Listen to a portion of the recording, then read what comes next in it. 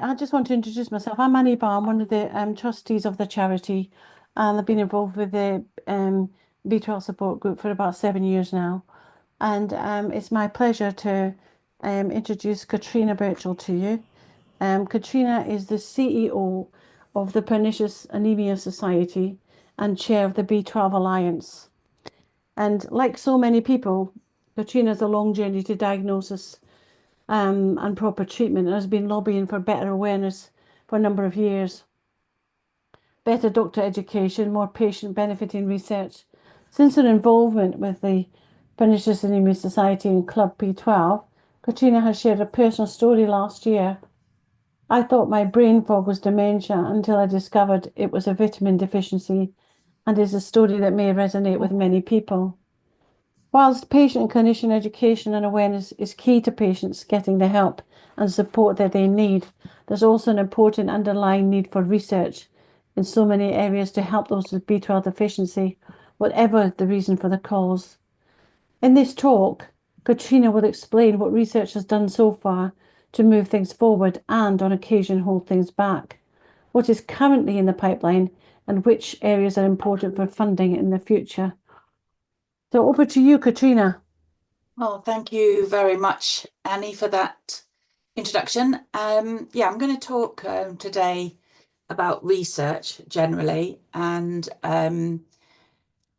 I'll start by giving you a little bit about a background to me, because that will put it in Yeah. context, as Annie has said. So I, up until my mid-30s, I thought I was relatively normal. Turns out I wasn't, and that in fact, since about the age of 19, I had low B12. I had, unknown to me, a family history of pernicious anemia. And despite going numerous times to the doctor for what are now obvious symptoms of a B12 deficiency, it wasn't picked up until I was 38. So I was, until I retired last year, a lawyer. I worked in the fashion industry. Pictures up there are me working. And I also used to run competitively. That rather tired looking picture of me is after I finished a half marathon in my fastest time at Silverstone racetrack. As Annie said, I became involved with the Pernicious Anaemia Society first as a trustee, and then when Martin Hooper decided to step down, I became the chief executive officer. I'm not a medic, I'm not a scientist by background. Everything I've learned has been through being a patient and through being frustrated, like many of us are in the B12 community, about the lack of education and awareness and lack of funding for research into the reasons for B12 deficiency, which are many, as you will see from the research, and the lack of research into the cause and the diagnosis and the treatment. When Club 12 was set up, which some of you may know, the Pernicious Anaemia Society was involved in setting up Club 12 with Julian Owen, and alongside the B12 Society funded some of the startup costs. We also set up, as part of the Club 12, the B12 Alliance, which is basically a group of patient advocacy groups to try to use our resources better, not to be a different organisation or try to do one thing more than another, but the purpose of the B12 Alliance is really to work together closely with all interested parties in the hope that our combined voices will be louder and more persuasive than our voices individually can be. So as a starting point, what are the things that need to change, and why do we need research to change those? I think we all agree that we need better diagnosis and we all need better treatment, better understanding of why, for example, some people need more frequent injections, why some people need a whole host of other vitamin or mineral supplements and some people don't. There's a real lack of information about what really is a basic nutrition for many people. So I thought I'd start by a sort of rather large question, which is how do we make the world change? And really there's sort of four key ways that we make the world change, and there's been going on for hundreds of years. Really science and technical innovation. If you think about things like the internet, the mobile phone, advances in medicine, they're really how the world changed.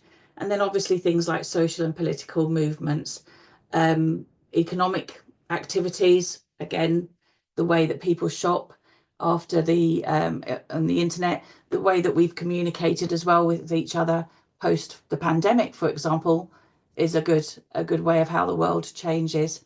And then also things like art and literature, and of course more recently the awareness about environmental impact.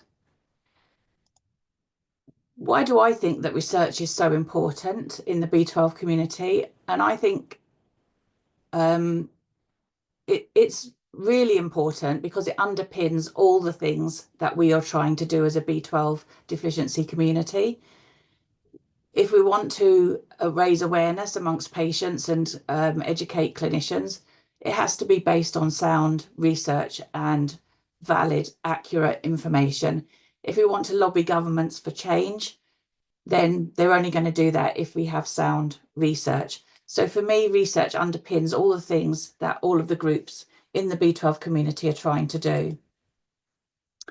A little while ago, I wrote an article which is on the Pernicious Anaemia website about why research is important. I've, in a rather egotistical way, quoted myself on this slide. I'm used to quoting other people, but really sort of underlying why, if we don't have research, there's no progress and no ultimately no hope for any of us. Research is the fuel that drives us forward. And certainly without the research that we've had to date, people with pernicious anemia wouldn't be alive today. I mean, they're just, pernicious means fatal. We would be dying. People with a B12 deficiency and with other deficiencies, iron deficiency, for example, they would not have any quality of life or be able to live, a full life. I thought I would also mention a few of the who's who in history with research. Some of these names will be familiar to you, particularly Thomas Addison and Michael Biermer, because in some countries, pernicious anemia is called Addison-Biermer's disease, and possibly might be a better name for it than pernicious anemia, because often people, clinicians especially, think of pernicious anemia as the end result of a B12 deficiency, and the word anemia doesn't really explain what is wrong, whether your cause for your B12 deficiency is malabsorption, diet, or medical depletion due to taking other drugs, or whether it's for a reason we don't know why. At the moment, there's still a lot of areas to explore as to why people are B12 deficient, and why they can't get, for example, sufficient B12 through food to make sure that they are not anemic, or that they don't end up with symptoms prior to being anemic. So again, if you're interested in the history of how we found out about pernicious anemia and B12 deficiency, then there is a blog post at this link on our website. But there are three key steps that happen during the history. One is the discovery that eating large doses of liver cured anemia. And at this point, we're talking about what the world knew about anemia. So basically misshapen blood cells, so not dividing them into large blood cells or small blood cells or misshapen blood cells, just saying that basically anemia at that stage was people presenting with symptoms of fatigue, and anemia was liver was beef liver in particular was curing them of that. And a happy coincidence that people who were studying anemia in dogs were able to translate that into anemia in humans and feed them large doses of liver. And then the discovery of the cobalamin molecule by Dorothy Hodgkin, which very key step. And then, of course, the discovery of effectively artificial B12, which made life a lot easier than downing liquidized liver, which must have been very unpleasant for people in the 1920s. It's interesting to talk about the research in the context of what was going on in that time. So, the French Revolution was going on, Jane Austen was writing her novels, Queen Victoria was on the throne. Lots of people were setting off exploring the world, looking at chemistry, biology, medicine. Huge leaps were made forward at that time. But also it was an era of lots of institutions and asylums, poor housing and poor nutrition for many people.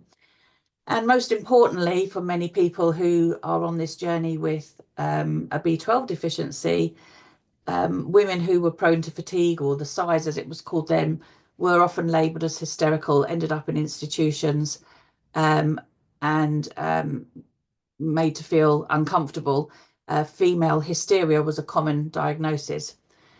I'm going to pause at this point to perhaps controversially add here that many of you will think, what has changed since then? Because unfortunately, some of us still get labelled with those type of comments from clinicians when we present. And the same with the symptoms. Symptoms were listed as chest pain, shortness of breath, difficulty swallowing, yawning, the size as it was called then, cold extremities, tears and laughter, obviously some sort of mental health issues, laziness, irritability, and confusion. And again, all of those symptoms will be ones that are familiar still today, with many people presenting with a B12 deficiency.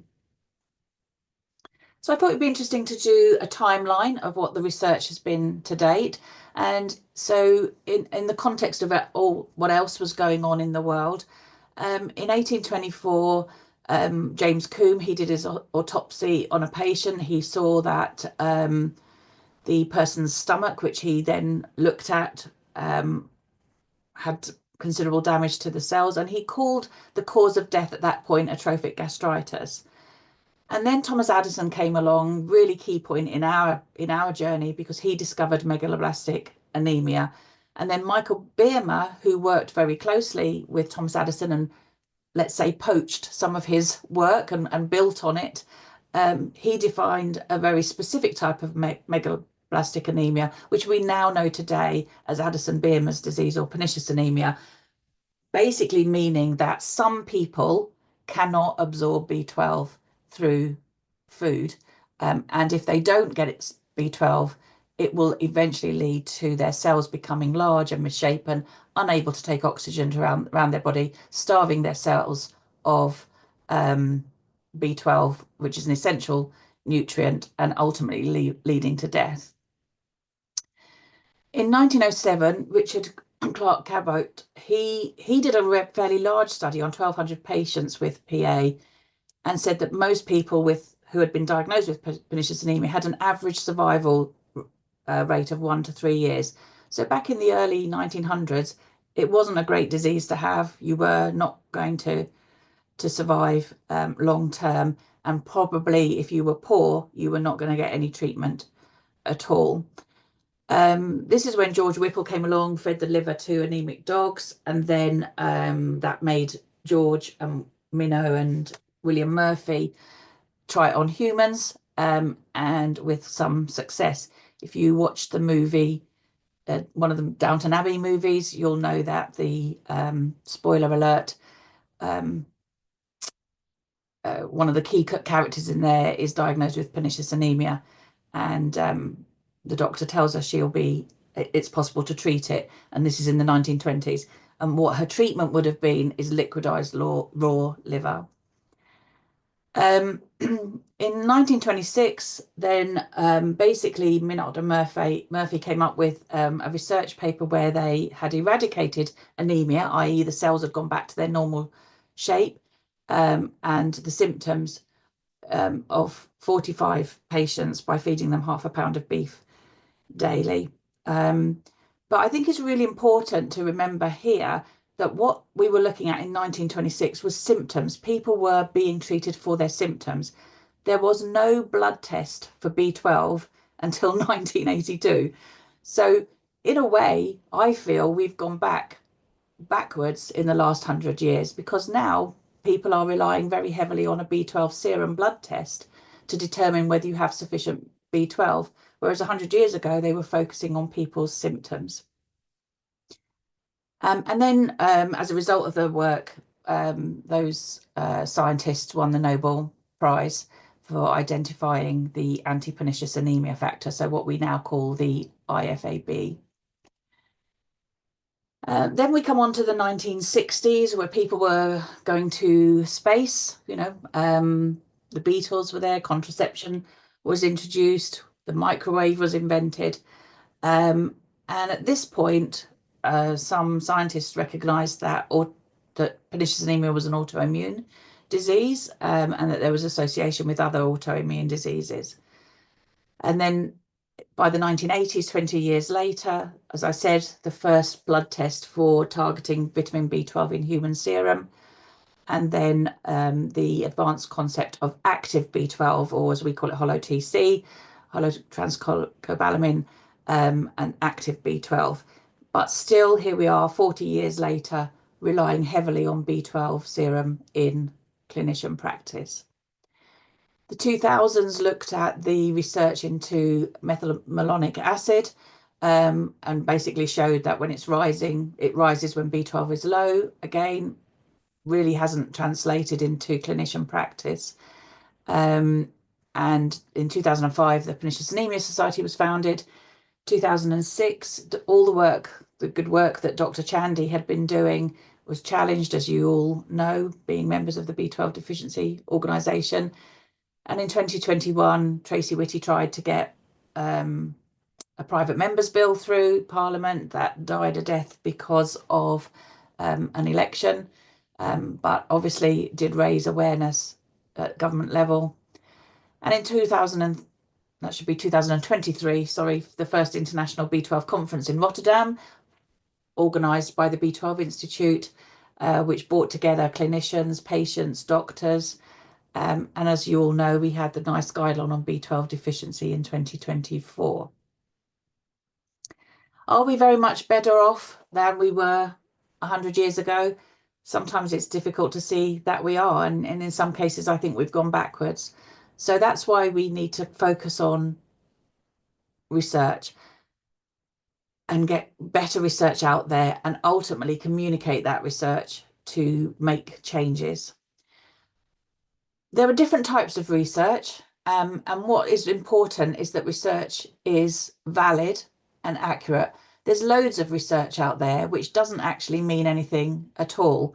If you do research on 2 people or 6 people, it's very rarely of much use. If you don't have a very good method for your research, then it won't be credible and people won't take any notice of it. If you don't have it peer reviewed, for example, if there's not people with knowledge commenting and checking the work that you've done, again, it's unlikely to be taken seriously. And finally, if it's not published, then it's of very little use to anybody. Research can be divided into different types. So we have reviews, so review papers where people will review existing papers and collate information all into one paper. This can be really, really useful in the area of B12 deficiency because actually there's a lot of published research, as you will see. So one of the things the Pernicious Anaemia Society tries to do is to encourage particularly PhD students and people with an interest in B12 to conduct review papers. It's the cheapest form of research to conduct because you're really just working on existing material that's out there. There's very clear methodology for doing a review paper, and often people will be prepared to, published researchers will be willing and to help support you if you're going to do a review paper. The next type of research is surveys, something again that the Pernicious Anaemia Society does quite a lot. The 2014 research which Martin Hooper put in place, which was about patient journeys, which many, many people quote still today, about how many people were dissatisfied with their treatment, how many people had, how long it took them to be diagnosed, for example. This is a really useful piece of research. Would be good, in my view, 10 years on to repeat that type of survey, possibly something that we're thinking of doing in the Pernicious Anaemia Society, or perhaps through the B12 Alliance. Again, surveys are relatively cost effective, but they usually are less valuable in the sense that they're often people's opinions and people's feelings, and sometimes they're difficult to persuade clinicians of to make changes. Then we have observational studies where people will actually take part in research and maybe fill in forms. So, for example, the Pernicious Anaemia Society recently did a pilot study where a number of people within the organisation were asked to wear a tracker in the form of a watch, and to record various things like blood oxygen levels, heart rate, and blood pressure, and over a period of 3 months, based on their injection dates, to see whether there was any pattern. For example, if your blood pressure increased nearer the time you needed an injection, or whatever. And so we've done a pilot study on that. There will be some more work in that area as well. And another observational study that we have worked on, and again, hopefully will soon be published, is looking at people who have not only a B12 deficiency, but also an iron deficiency as part of that as well. And looking at whether there is any links, for example, in having malabsorption of other vitamins and minerals. We know that people, for example, with B12 deficiency often need to supplement with folic acid and other supplements like iron. Then there's case studies, things where people doctors in particular will write up a study about a particular patient. Again, doesn't have to be a doctor or a clinician, could be an organisation. And again, through Club 12, we've been talking about publishing some case studies specifically with people whose journeys have been well documented. And I'll talk at the end a little bit about the importance of you as patients keeping your own records. So, for example, keeping copies of your blood tests and keeping copies of the frequency of treatment, for example, because that sort of information is really useful in a case study. And then finally, clinical studies where people are actually trialed with certain different types of treatment. And there's a whole host of ethical issues around that. So it's very difficult with people with a B12 deficiency to take part in clinical studies if you are already being treated, because what we will never be allowed to do as a research community is to change your treatment negatively, because the consequences of not being treated properly are significant. You could end up with permanent nerve damage, for example. So it would only be a clinical study, for example, maybe giving you more B12 rather than giving people less. But we're certainly conducting clinical studies on patients is something that we'd like to do more of in the future, but that is by far the most expensive type of research that takes place. And of course, what type of research you do depends very much on what the question is that you want to answer, how much money you have to spend, and what it is that you actually want to prove as part of the research that you are carrying out. I thought I'd do a review of all the key topics which has been covered in all the recent published research articles, and I divided them into different areas. I'm not going to go through all of them just because there is quite a lot of research on B12. There's a huge amount, in fact. Much of it isn't actually that useful to the patient, but some of it is, and some of it underlines a lot of the things that we know and we give as advice to patients, and also which went into the B12 deficiency guidelines that NICE prepared. So the first area of research is around metabolism and how B12 is transported in your body. And actually, in my view and opinion, this is the area that is grossly under-researched. We haven't, there's speculation, for example, that there's more than 6 types of pernicious anemia. We tend to talk about people who have malabsorption of B12, but we don't really understand why they have malabsorption. There was a really recent research paper which identified a specific transcobalamin transport method, which was quite a breakthrough. It was done on a very small group of people, and again, we need more research in that area to look for more reasons why. We need genetic research, why some people, again, if there's a genetic, for example, if we can find a genetic reason why people have a B12 deficiency and that gene can then be possibly turned off, then that would obviously be a huge breakthrough. Or we could predict people who are going to have a B12 deficiency maybe later in life. The next area is about B12 deficiency itself. How does it manifest? What causes it? What symptoms does it cause? There's lots of research into this, and actually this is an area that is quite well researched, but needs, again, more deeper investigation. So we know that there is serious neurological compromise for people that are B12 deficiency. We know that it has a pattern. We know that things like MMA and homocysteine are useful for diagnosing cobalamin deficiency. We know that neuropsychiatric disorders are very much associated with B12 deficiency. There is some research about maternal B12 status during pregnancy and pregnancy outcome.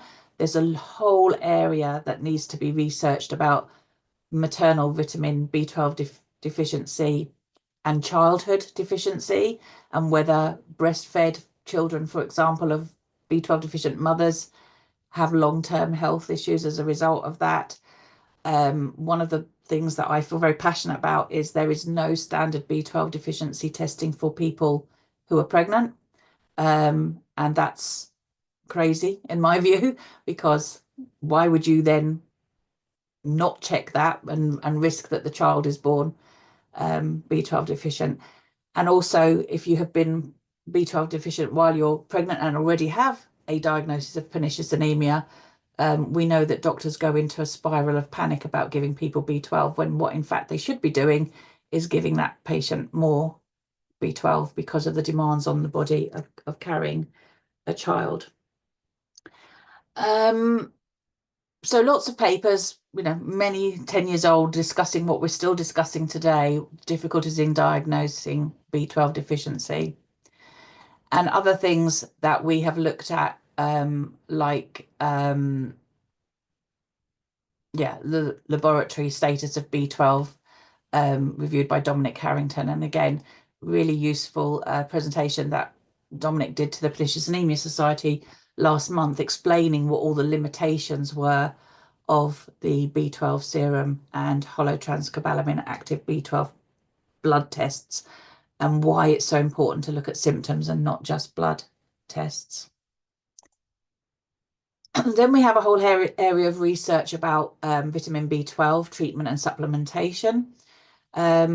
Largely here I focused on people who require treatment and supplementation because they have a B12 deficiency for a medical cause, not people who have it for a dietary cause, because we know that largely people who have a dietary deficiency can take oral supplements and resolve their symptoms.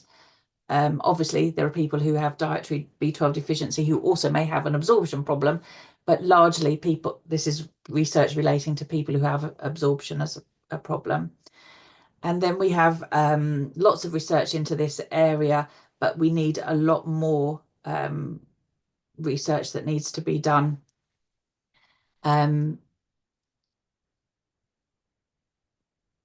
So there's a lot, all of this stuff, because this is effectively how we are treated today.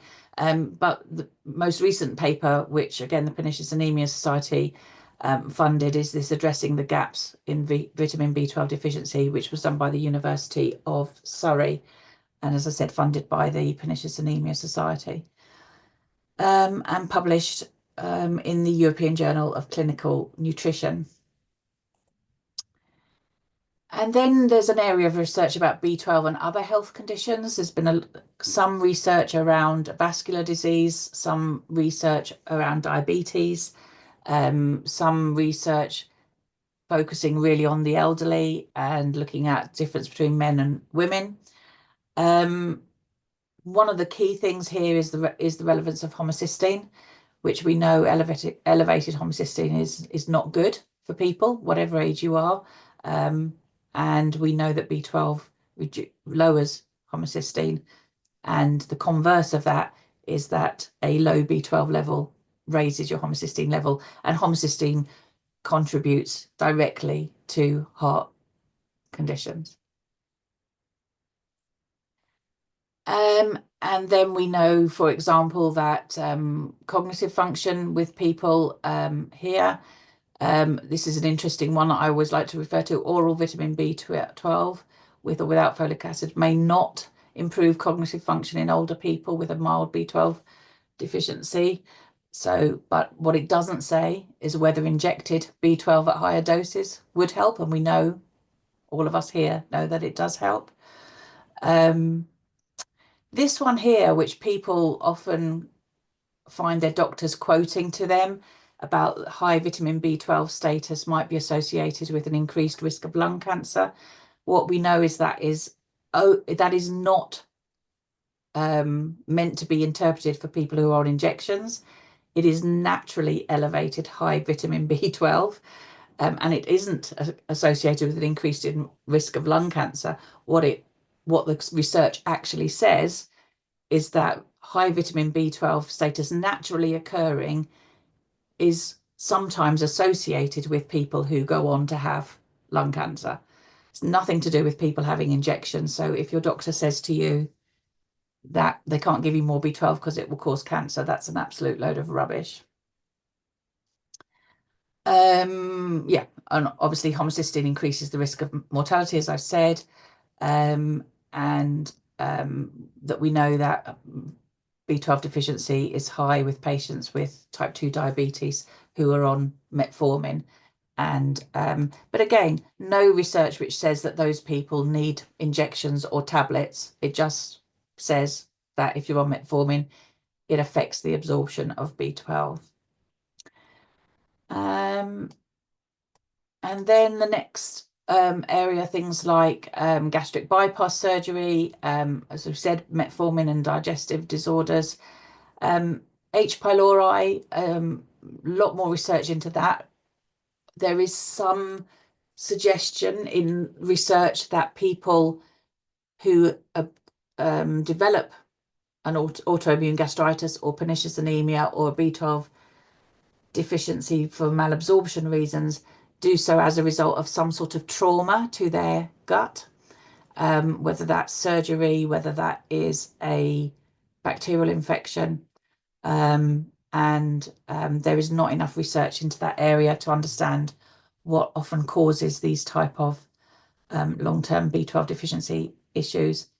Then, as I said, B12 status in infancy associated with development and cognitive function.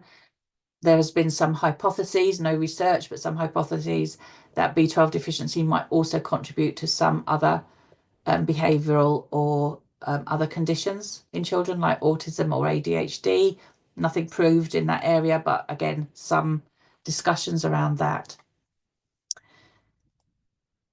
And then also the limited value, obviously, of the testing for pernicious anemia. It's a rubbish test. It doesn't work. The old test was better, but we're not allowed to use it because it involves radioactive materials, which are now no longer available.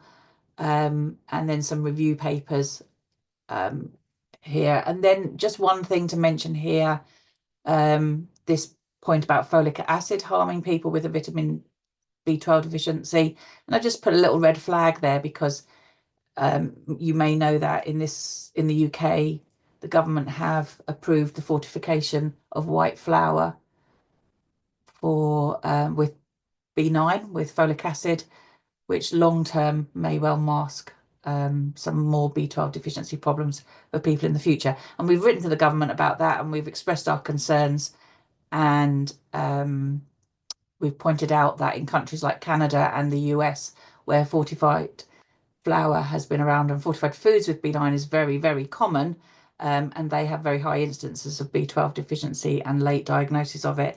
But the government so far has chosen to ignore that because the value of having B9 fortification targets neural defects in babies.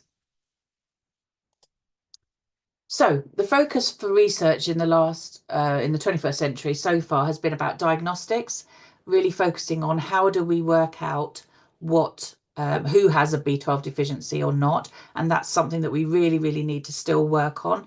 It would be brilliant if we could find a much better test for determining who is B12 deficient and why they are. And then also more research into genetic factors. Why is there a familial link between B12 deficiency? What influences the absorption and the transport and metabolism of B12 in your body? Then we need to understand more about the implications of B12 deficiency. We need to look into neurological manifestations. You know, why so many symptoms are neurological and why so many people present very early on with neurological issues. Why we need to look at the long-term health consequences of B12 deficiency, something that hasn't really not been studied at all. We need better research about high B12 levels. We all believe in the B12 community, patient advocacy community, that B12 is not toxic and it shouldn't matter. If you need it, you should have it. But there is no actual research on that. What there is 100 years of people taking relatively high dose of B12 and nobody having reported problems with it. But again, there's no research one way or the other. We need to look about prevalence in specific populations. It used to be the case that people thought it was only white, blue-haired, blue-eyed, blonde people who had pernicious anemia and B12 deficiency. That's clearly not the case. We know that autoimmune diseases, for example, are very common in the Black population. And we know that Black people are generally underdiagnosed with autoimmune diseases. We know that men find it more difficult to talk to their doctors about some conditions. And so we think that probably men are underdiagnosed generally with B12 deficiency. And as I said, lots of more research on the impact on pregnancy and on maternal health and in childhood B12 deficiency. And then we need to look about treatment. We need to really have a better understanding about oral versus intramuscular.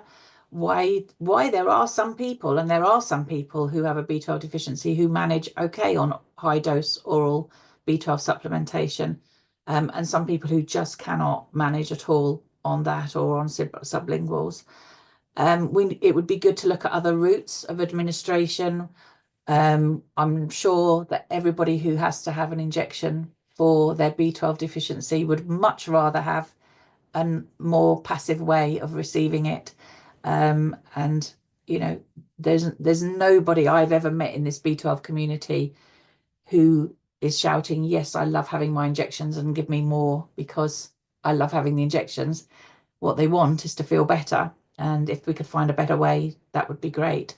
And as we know, dosage and frequency is really important. We don't understand today why some people need injections daily, every other day, weekly, monthly, 8 weekly, 3 monthly. What we do know is that although the B12, although the clinicians think that B12 is enough every 12 weeks, it is certainly not for most people who find their way to any of the B12 patient advocacy groups. And we also need to look at managing B12 in certain circumstances with certain medications. For example, we know there are issues with nitrous oxide, which fortunately is being phased out in a lot of medical contexts, but still used in labour, for example.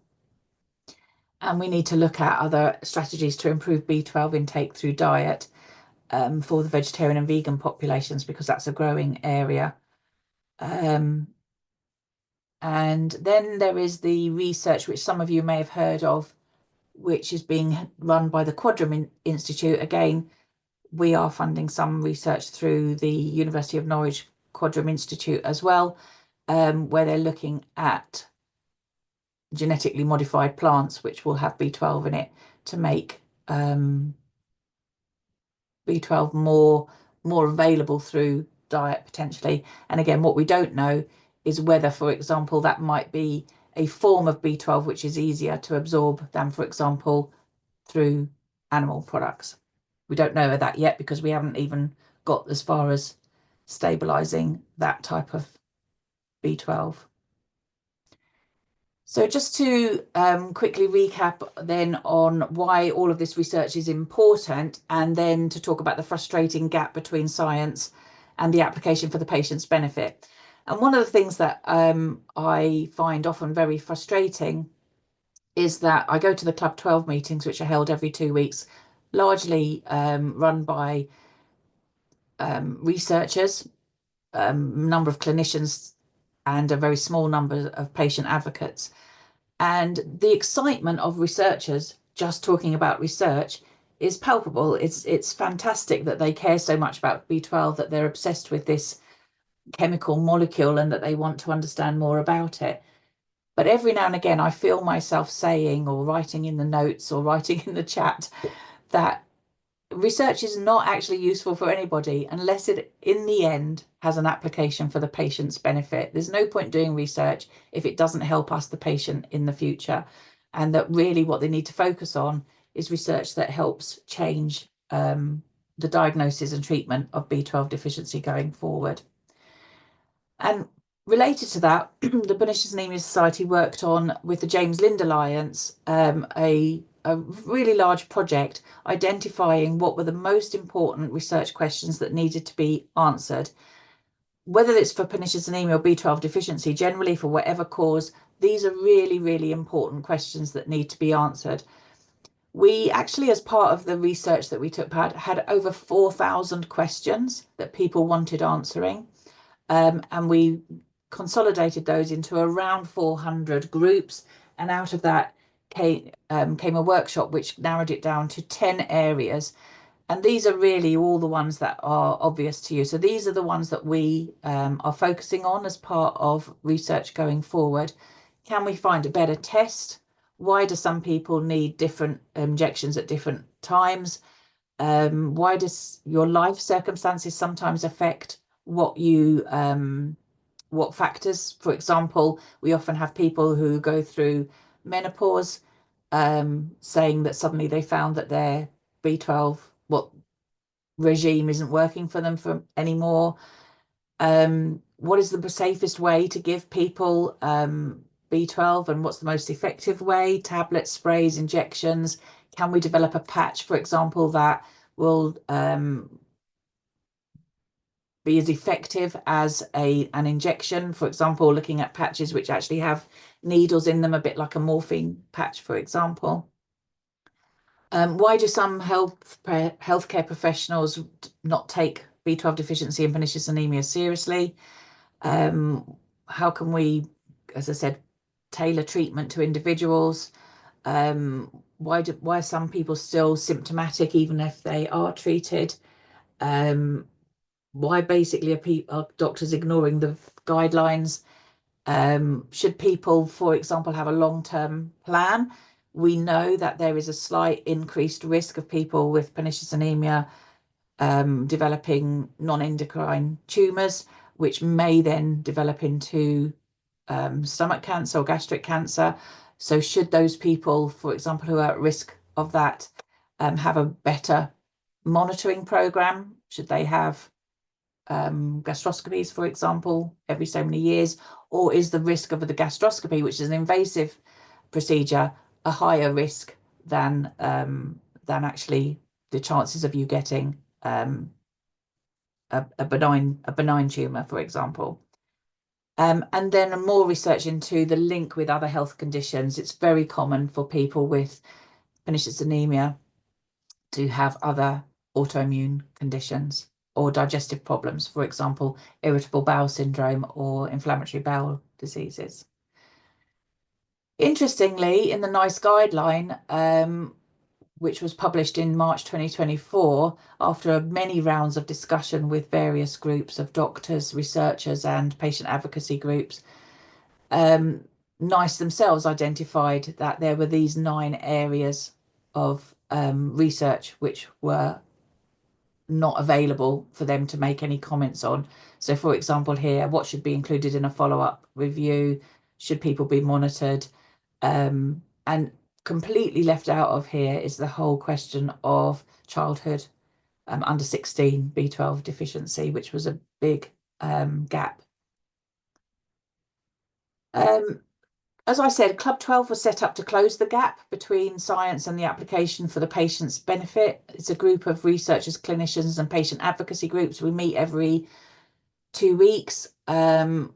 Mixture of talks by people. There's also subgroups within Club 12. There's a smaller research group that meets once a month. And then there is the patient advocacy group, the B12 Alliance, which represents the patient's voice in that group. So I thought I'd also just discuss why it's so hard to close the gap between science and the benefit to the patient. Firstly, the nature of research and clinical practice is really there's different goals and different priorities. Scientific research focuses on understanding mechanisms and exploring new possibilities, and clinical practice prioritizes on immediate patient needs and established protocols. So as you will all know, doctors are very reluctant to go off piste when they they don't want to do anything different or trial anything unless it's in their established protocol. And then, of course, we've got things like controlled and real world settings. In research, it's not really the real world. They don't often ask people other questions about what else is going on in their life, what other drugs they're on, all that sort of thing. Then there's basically a time lag. There's barriers in translation. There's a huge funding gap in getting the research to later stages. So, you can have many hypotheses and then it never gets to later stages. And as I said, it's very expensive to do clinical research and also quite expensive to do observational research. So these are the things that change clinical practice. It's very difficult to reproduce studies in humans. Humans are, by their nature, different and report different things. For example, I was recently involved in a research conducted by 4 universities, major universities in the UK, who are trying to define what fatigue means. If you know the idea of the pain score, so when you go to the doctor and say how much pain you are in, and you're asked to say on a scale of 1 to 10, the idea is to have a scale of fatigue in a similar way. But you ask people this question about, they can't even define fatigue at this stage, let alone decide what the scale would be. So there's a lot of work to be done on that. Ethics plays an important role. You can't go testing on humans to trial and error just to see if they get better. And then there's a whole complex regulatory landscape. There's a lot of communication gaps between clinicians and stakeholders. This is something that Club 12 is really making a difference on. And then there's a lack of infrastructure and resources. It's very difficult to get research centres and personnel with expertise with both research knowledge and clinical practice. And again, that's something that Club 12 is working on. And then there's also all the other problems that we already know about: lack of awareness and engagement. Doctors, healthcare professionals are not usually aware of the latest research. And more frighteningly, they read half of something and decide what they've read, and then they'll quote it. I've had a number of people recently tell me that that their doctor told them the NICE guidelines say that all people with B12 deficiency can be moved from injections to oral tablets with no problem. And the NICE guideline very clearly does not say that. In fact, it says the opposite. So they have not read the NICE guideline at all. Then, of course, as we know, many GPs in primary care have very limited resources and lack of time. They don't keep up with research. They're also not very keen to change. Some of them are. I'm not going to slag off doctors here. Some of them are willing to listen, but many aren't when it comes to B12. Healthcare systems often incentivize, so that's why they'll offer you prescription drugs rather than a vitamin. I'm sure Annie will tell you more about that. Lack of collaboration between researchers and clinicians can lead to questions that aren't relevant. And as I would mention before, patients are often not asked what research would be helpful. And then, of course, patient-related factors. Some people don't come forward. People don't volunteer for research. Lots and lots of people drop out. There's a very high rate of dropout in research, which makes the numbers very difficult. So again, I would ask, if you do take part in a survey, then please continue. And if you're asked to fill in something else, please continue, because if you don't continue, then all of your answers can't be taken into account. And then lack of funding, obviously, is a huge issue, and research priorities. So governments, countries focus on research priorities. In the UK, the most pressing research priorities are heart, diabetes, and mental health issues. So B12 and nutrition is not a research priority for the UK government. So just to round up then, a couple of things that we're working on. The B12 Alliance, one of the things that we're doing is we're preparing a research map for Club 12. So what we're trying to do is to identify what is already known, what's missing, what is credible research, what gaps need filling.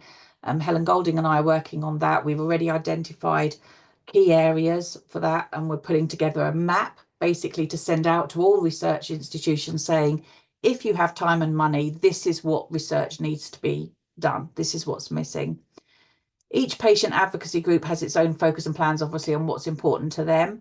But together, we've already agreed that one research, which is really important, is looking at the public health cost to society of B12 deficiency. And Professor Ewan MacDonald at the University of Strathclyde is working with Heather Hardy on that, to really look at what the cost is to society. People losing their jobs, people unable to work, the cost of repeated tests, for example, unnecessarily repeated tests. If you're on B12 injections, you shouldn't be having further blood tests for B12, which is a huge waste of money in the NHS. And then lots of things that the Pernicious Anaemia Society, for example, is doing directly. We're working with a number of universities and research institutions at the moment, and we're trying to raise funds for that. We also, with the homocysteine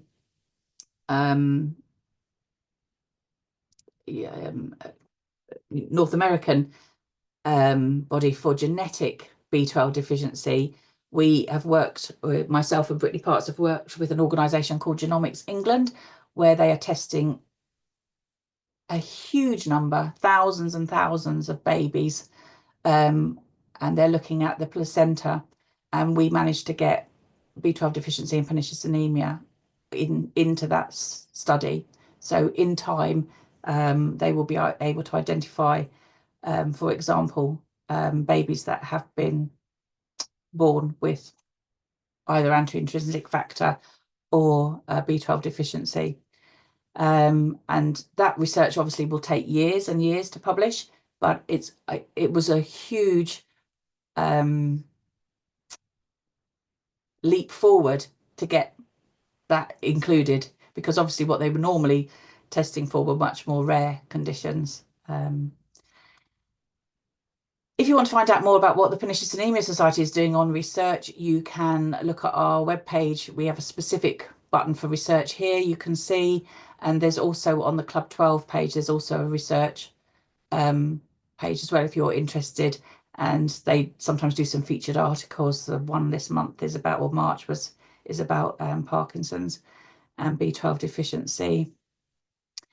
And one of the things that we are doing in the Pernicious Anaemia Society is we're picking out certain things and looking and doing some reviews, not published reviews, but just doing some comments. And so, for example, one of the publications was about B12 and restless leg syndrome. Finally, what can you do? If you can, keep copies of your blood and other tests. It's really important and it helps in research. For example, in the iron research that we've recently done with the University of Surrey, we asked people if they could go back and look at their blood test results, or if they're prepared to share them with the researchers. Keep a journal of your symptoms. That's really, really helpful. Buy yourself a small diary, make a note of when you have your B12 injection, and make a note of any symptoms and when they return. Take part in research. So if we send out questionnaires either from the B12 Alliance or from the Pernicious Anaemia Society, then fill in the surveys and the questionnaires, because it really helps.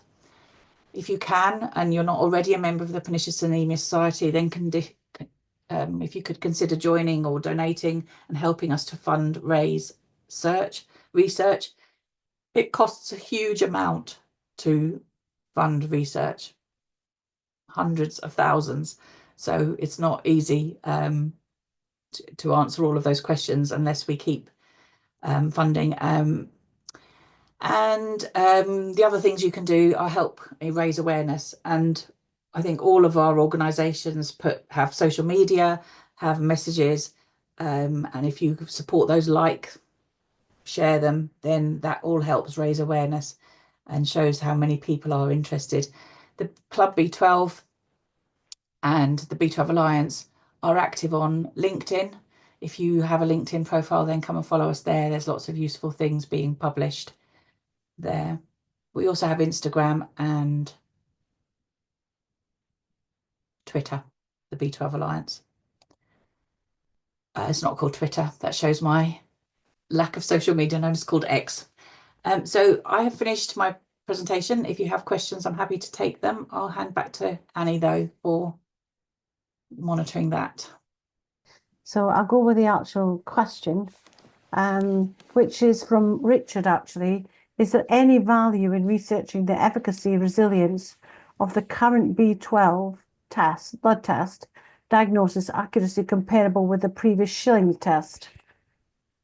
There isn't a study specifically on that. Ebenexo, who is probably one of the foremost researchers into B12 testing, I mean, what she doesn't know about B12 is, she's amazing how much she knows, but there isn't a test. I mean, the Schilling test wasn't 100% accurate, but it was more accurate than a B12 serum blood test is, or the intrinsic factor antibody test, which can only give you an idea of the cause. I mean, at the end of the day, the key issue is if you have symptoms and they are resolved by taking B12, you And had it a works. problem. You had a problem. Yes. So, but I think what really needs to happen, I mean, this doesn't necessarily help patients today, but would help patients in the future, is we really need to understand what the different causes are of all of these malabsorption issues. If as has been the hypothesis, there are different types of pernicious anemia, and what I mean by that is any type of malabsorption. So not a dietary reason, but if there is a reason you are not absorbing, we need to understand what those reasons are. And we know, for example, that there are elderly people who have damage to their parietal cells and their less intrinsic factor, and that may just be age related. But we also know there are people in their 20s who have no intrinsic factor, or who have antibodies which are attacking their intrinsic factor, and we don't still today, 100 years on, know why that is. And we know that there are many, many people who have symptoms of a B12 deficiency who will have a negative intrinsic factor test, but most clearly from their symptoms have pernicious anemia. And not able to get a proper diagnosis, or not able to have that on their record, because clinicians lack education and awareness. Yeah, thank you for that. It's very true. There's reticence, when you become the patient and you're the expert, you're going to the doctor, and they know less than you do. It can be quite threatening for doctors, clinicians. So we need to, I mean, I've been plugging the gap with B12 education for decades, educating nurses and practice nurses and healthcare assistants and doctors, etc. But there's more to be done. There's a lot more to be done. Because they, like you said before, they don't even read the NICE guidelines properly, and don't often have a clue. So is there any information research on things that can help the recovery of pernicious anemia patient besides B12, iron, and folate? Things that can help nerve recovery or energy, etc. This is from Julia. Yeah. So sadly not. I mean, what Mm. we know basic science. So we know, for example, that to make healthy red blood cells, you need B12, you need folate, and you need iron. You also need some other vitamins and minerals, but essentially you need those three things to make a healthy blood cell. And if you are deficient in any of them, you will not have healthy blood cells. So, however, it's not as simple as saying you should take X amount of this and X amount of that and X amount of that, because every patient is different, and things can change over time, and also your diet will affect that. So, for example, you can get folic acid through your diet. However, we do know that some people with a absorption issue for some vitamins also have problems absorbing some other vitamins. So we know that for example, it's not uncommon for people with a B12 deficiency to also be deficient in vitamin D. We don't know why that is. Nobody knows why that is, but we do know that people report that. But as I said, the problem with research is we could do a survey and we could look at all of these things and we could say all of these people have a B12 deficiency and a vitamin D deficiency. But unless we also ask questions like, are these people who have a vitamin D deficiency largely people working in offices who never go outside? There may be other reasons for their vitamin D deficiency. So this is the trouble with research. You can't always answer. But to go back to your question, there isn't a perfect solution. It does depend on the individual.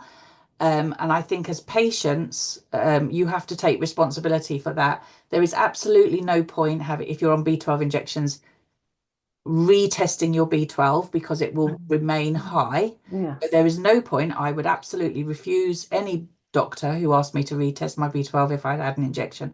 But I would always suggest you have your folate and your Yeah. iron Yeah. tested, because if you don't, you will not know whether your folate I'm very lucky. I have a hematologist who knows something about pernicious anemia and iron deficiency, and he says to me, it is not sufficient for you to have a folate level of 4, which is normal according to my GP. He says that's not it. If you are having B12 injections and in my case iron infusions, a folate level of 4 is never going to work for me. I have to be in double figures for my which means I have to take folic acid regularly.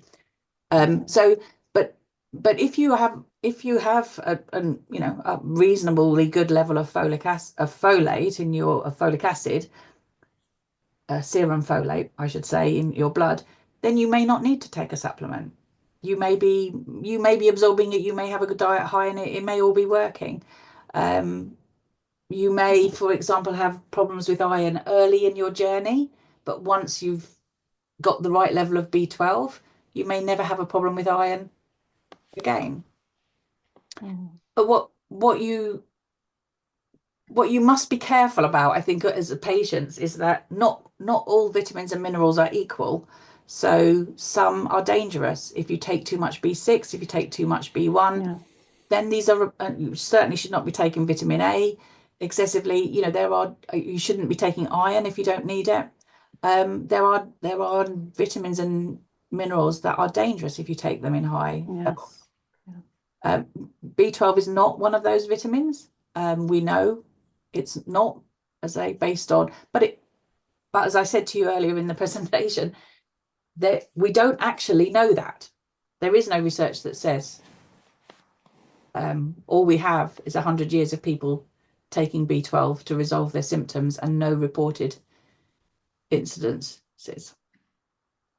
I think you're correct in lots of ways that it's a whole systems approach and it's holistic, and it's as important for people to realize that having a vitamin review is just as important as having a medication review. It's vital actually because people do just buy ABC from Holland and Barrett or wherever with talcum powder in. I Yeah, mean, really, do you want to take talcum powder? Research your vitamins and buy clean vitamins. Buy them from reputable companies. Don't buy rubbish because it's a little bit cheaper because it can sometimes do you more harm than good. And there's not an awful lot of the ingredient inside the vitamin. So, I stress this a lot with people. It's very important. And we should. I do vitamin reviews every 3 months actually. Not B12. B12's a given. It's pointless, as you've said, taking a B12 serum level when you're on B12. What's going to happen? Honestly. So yeah, it's so important to understand it all and to know that you can get quite severe symptoms if you're taking too much B6, for example. You yeah, know, yeah. um, And this is why I lots of really nervous think issues.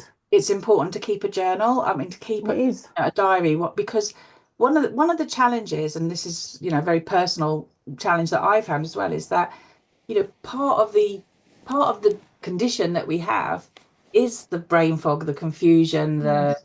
the the sort of mental challenges that it throws at you. And for me personally, it wasn't until I started writing it down and it became very clear to me that there was a pattern. So when I was first diagnosed, I was on 12 weekly injections, and I functioned for, at that point, this was back 30 years ago, I functioned for 5 weeks and I slept for 3 weeks, for the 7 weeks. Oh, wow. And I thought that was how life, I was told by my GP that is how your life is. That is how your life is. I can't do anything else. You get 3 monthly injections. So I started writing that down, and I wrote down every time a symptom, the fact that I was dropping things because I had pins and needles in my hand. I stood on a upturned plug, didn't even know I'd done it, had a massive 3 pinpoint bruise in the bottom of my foot. And, so then I realized that when I had my injection, those symptoms went. So I went back to my doctor and presented that information. Fortunately, at that point, saw a different doctor who was a locum who said, well, if you have neurological symptoms, you should be on every 8 weeks, which was at that point life changing because then I was well for 5 weeks and slept for 3 weeks. Mm. So, an 8 week still wasn't enough for me personally. And I thought I had permanent neurological damage in my feet and hands because I was undertreated for so long. But with the help of a team of doctors in hematology, they increased my B12 and now my iron. And in the last 6 months, I have feeling back in my toes, which I hadn't had for 20 years. Wow. So, So it's repair going on and on and on, isn't it? but I, It's I, I all, honestly thought that I would never get that back because it had been 20 years of, and sometimes it's quite painful. It was painful when the feelings came back, as we all know. And yes, Dr. Chandy had written about these reversing out yes, symptoms. yes. There's no research into why some people get worse before they get better, but we know that people tell us that all the time. And I've experienced that too now.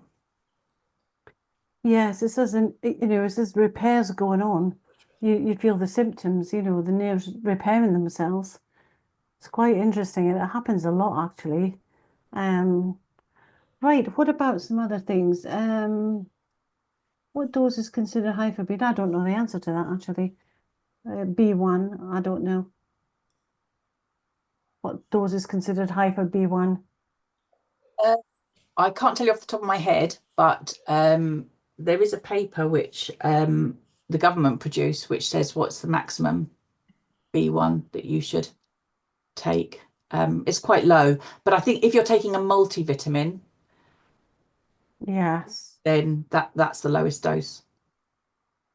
What people do sometimes as well is they will buy a multivitamin and they'll buy another vitamin and buy another vitamin, and the same ingredients are in Yeah. in quite a I mean, few of them. it So is you've got to check dangerous. it. It is. It as you is. said, Annie, as well, that the supplement industry is not regulated. No. So whether you go to a supermarket or Holland and Barrett or Superdrug or Boots, all of that stuff, or online, wherever you buy them, it's not regulated. And there has been some research, which I'm aware of, that hasn't been published yet, where they looked at a number of B12 supplements and from high street stores, and a high percentage of them did not contain what they said Yes. they contained in the packet. Yeah. So, you have to be aware that what you're taking over the, from the just buying off the shelf isn't necessarily the best form of that vitamin for you. Mm, mm. But if you have, it is a trial and error. I mean, one of the magnesium, often people are deficient in magnesium, and not necessarily because they have pernicious anemia, but because they are. And particularly people find that that helps them often with things like restless legs, or Yes. and so I think this is why I think keeping a journal is really useful, and writing in there if you do change something, if you change brand of things that you have um bought. I know all of these things can make a difference. Massive difference. And I think, I use something called nanomagnesium, which is, it tastes like water, but the particles are so small inside it and that they're more bioavailable and go straight through the blood-brain barrier. So it's just very important. I think one of the things that's come out of this is just check your vitamins and check where you're buying them from and check what's in them. So you're not taking three times what you should be taking because you're taking a multivitamin, something else that contains the same thing, which happens all the time. Um, how can we understand our gene contributions? Is there any research? My genes tell me I may have issues in something, vitamin D, iron, folate, other absorption issues. That explains some of the odd results. But how do we get levels of understanding when doctors don't seem to be interested? Oh gosh, that's massive. I mean, seriously, I think these gene testing companies, they're way off. um they're providing information which we don't have the research to underlie what the questions are they're raising.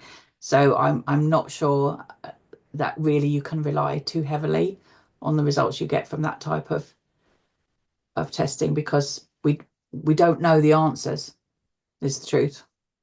I would totally agree. Yeah, a lot of discussion in Club 12 about Yes. methylated versions of Folate. folate and Yeah. B12, and Yeah. there's a huge need for further research on that as well, because we don't understand why for some people it works and for some people it actually causes problems. And it, it would be it would be reckless of any patient advocacy group to recommend one or the other without understanding better what methylated versions do to the body. Yes. It's a huge question. Lots of people ask it, don't they? Especially with the MTHFR and stuff, the genetic. It's quite a Um, popular thing in America at the moment for it's everybody very, who wants to yes. have a label of Yes. MTHFR, and Yes. yeah, I'm afraid Yeah. that's not something that we necessarily at this stage. Well, I never get into it because it's just too complex. I don't pretend to understand it either. But I know that some people, if they're on methylfolate, get more anxiety. That's what I've observed, so they go onto the folate and they're okay, and vice versa, So, but like you say, it's not something that, as a, B12 society or the Pernicious Anemia Society or Club B12 would advocate until we know what the answers are, till the research is there and something to back it up. There's a question here, somebody's asked about the legal Oh, route. where's that? Oh, yes. Okay. Yeah. Well, yeah. I'll answer that, temporarily putting my legal hat back on. Yes. Yes. Because yeah, I mean, it's really frustrating when you go to the doctors and they don't do, and you feel that they've been less than helpful or have actually contributed to worsening health. The legal route is actually a very simple one. If your doctor is negligent, then you have a legal recourse to take action against them. But proving somebody is negligent is a really, really difficult thing to do. And it is exceptionally difficult in the medical practice because there is a fundamental trust issue which the courts are not going to undermine by randomly making doctors, particularly GPs, pay for clinical decisions that they've made unless they have been truly careless and ill-informed. This is the whole issue that in primary care in particular, but also in secondary care and consultants, ultimately the use of clinical judgment is what the doctor will always rely on. And so it will be always the doctor will be able to largely say that they have not been negligent because they've taken the right steps or they've considered the right things. And part of the problem with B12 deficiency is the symptoms overlap with so many other things. Yes. And so, if you're a doctor and you're presented to somebody who comes in and says they're tired and they've got pins and needles, you're looking at MS, you're looking at Parkinson's, you're looking at trapped nerve, you're looking at all sorts of things. And B12 deficiency. And if they don't look at B12 deficiency, I think you would be hard pushed to say they were negligent. So is there a legal route? Yes. Can you complain about your doctors? Yes. There's lots of things you can do. Being an informed patient is important. So going in with information is really, really helpful. Asking questions is helpful. However, what we do know, sadly, is that a lot of GPs don't want to be questioned, and their default will be, and this has been said to me by my GP, if you keep asking questions, you'll have to leave the practice. So yeah, I mean, you have to build up a relationship. You have to take in support and papers. Your journal will help, obviously. And yeah, change doctor if they're not, but resorting to legal action just going to cost you a lot of money, and I'm not sure you're going to get the answer out of it. Some people have, there have been a few cases. There's a few online if you look at them, but most people will not get a negligence claim for a B12 deficiency. Sorry if that's not the answer you wanted to hear. I mean, one thing that is really useful is I mean, this is my personal view, and this is how I have approached all my discussions with my GP, with my hematologist, with a gastroenterologist, everybody I've seen, is I have not gone in confrontational. I've always asked, why do you say that? I've read this. Why are you saying something different? Taking things in with me, taking in research. I mean, now to the point where they laugh at me in the hematology department because they now start reading everything because they know I'm going to come in with something and say, oh, I've read this research about anemia in piglets. And they're like, oh my God, here she is again with this thing. But, most of them don't have time to do. And if you've done some research and if you say things like, would you consider letting me have a trial of more frequent injections? And I'll keep a journal and I'll write everything down and I'll tell you if I'm feeling better. That's going to be much more constructive than saying the NICE guidelines say this and you must do that, because they won't.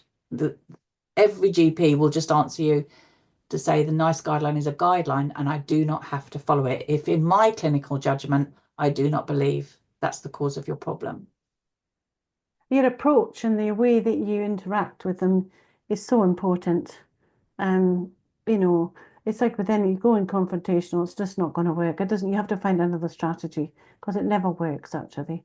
Yeah. And you can say things like, what if you feel you can't do that, what other things do you plan to offer to help me get rid of these symptoms? Or, what's your plan if I come back with if you put me on oral tablets, what's your plan if I deteriorate or something like that? Because once you start questioning that and you use words like quality of life, and health related quality of life, or you talk about return of symptoms, then most doctors will back up a little bit, in my experience. Most of them will say, actually, I'll meet you halfway. Yeah. Anybody else got anything else I've seen? Oh, can we source bread or flour in the UK that has not been? Who knows? No idea. Yes, you will be able to Oh, there we source go. it. So brown whole wheat flour won't be fortified, and white flour, organic white flour won't be fortified. Okay. But you need to bear in mind that white flour will, generic white flour will be fortified at source. So anything that you buy down the food chain, you buy a cake or bread that's already made, We've got it or in it too. it will have B9 in it. Yeah. Okay. That's useful to know. What about sourdough? Don't know. Don't know enough. Hmm. I don't eat bread, so I can't tell you. Okay. I do eat cake though, just in case you think that I'm perfect. Well, gluten-free. I think we're done. So thank you so much, Katrina. It was a lovely presentation. Really enjoyed it. Learned a lot from it actually myself, so that was good. So thanks. You're welcome. And as I said, if you can take part in research, then please do. Yes. I take a lot of blood tests, I've got 200 or 300 homocysteines and the rest of it. So maybe we could talk about how that might impact somebody Yeah, new. that would But be really interesting, Annie. One of the things we've been trying to reach out to a couple of blood testing companies to say whether they would be interested in, with anonymized data, looking into sort of patterns of things in the blood test results themselves. So yeah, that would, I mean, I do a lot of it. So I start them on it. And then 6 months later, I do homocysteine level to see if it's come down. yeah, So I bring them back. So I've got all the data. Yes, I've got lots of stuff. So we can certainly talk about that and I can get it anonymized yeah, and yeah. send it, I mean, it would be interesting because if we can show something, a pattern, then it's a good way to look for funding for further research. Yes. Well, yeah, there you go. We could certainly do that. Not a problem. With my B12d hat, I'm the chair of the B12 Society as well as on this B12d group. I've got two hats, but they're all the same, really. We just But do at the end of the slightly day, different things. this Just is doing something things with patients. I'm always saying to Heather, we're all on the same side. At the Oh end of yeah, the day, we definitely are we all want to make things different. And better. I don't, I, if I can leave you with something really positive, Yeah. well, at the B12 Institute conference and also at the Club 12 symposiums that they hold every year, there is a massive amount of information and research, Yes. and there is an element of frustration that that there's still so many questions to be answered. But what I think is really, really noticeable is the amount of passion and determination to help these people from in the research community and from the patient advocacy groups. And there are doctors and clinicians who come to those meetings who are very open-minded and want things to change and who can't make it change because the system lets them down. Yes. So it's almost like, we're pushing at a door that is already unlocked. It's not open, it's not wide open, but the door is there. So although some of the messages I gave today are written negative about how much needs to be done, I think the organisation like Club 12 is a huge step forward and really is starting to make a difference. And Yes. education. Again, I can tell you a small story today. I was in hospital today for an iron infusion, and I've had many, many conversations with the haematology unit. I've provided them with research papers coming out my ears. They know me very well. I've been in and out of there for the last 10 years. And today there was a young guy in there who was having his first iron infusion. And the doctor came up to him and she explained, and then she said about the importance of folate and iron and B12. And as she was talking, I heard myself saying Yes. those things. Yes. And I know that she got that exactly what I said from Mm. me. I know she Yes. did. Yes. So, and then as she walked past me, she sort of laughed and put her head like that. So, So, you know, everything that you're doing is great. It's like a dripping tap. We're all making a difference to what people know. Yes. Yes, it's important to remember that, in education, when I'm doing my educational bit instead of my clinic bit, um, people do wake up. That's the way to describe it. They wake up, and my goodness, I never knew that. My goodness, I never knew this symptom was associated with B12 deficiency or pernicious anemia. I never knew the difference between them. So it is. There's a lot going on, and maybe it's not out there, and you're not hearing about it, but there's a lot going on, from lots of angles with this. So it's never going to go away, as much as I'm sure that the powers that be would like it to go, but it's not going away. It just gets bigger and bigger. Yeah. Yeah, it's definitely, I mean, B12 deficiency has definitely grown Oh because yeah, of dietary issues as well. So, you know, that's another angle which might hopefully encourage further research. yeah, yeah. Well, thank you all very much, and I shall um. I shall see you sometime, Katrina, I'm sure.